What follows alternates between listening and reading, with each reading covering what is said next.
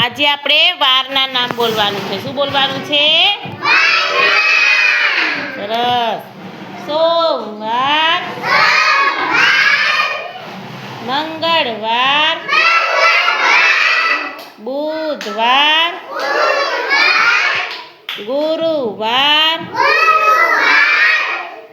શુક્રવાર, શનિવાર, રવિવાર. સરસ. Sunday,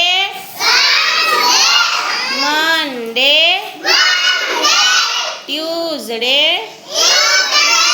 Wednesday, Thursday, Friday, Saturday.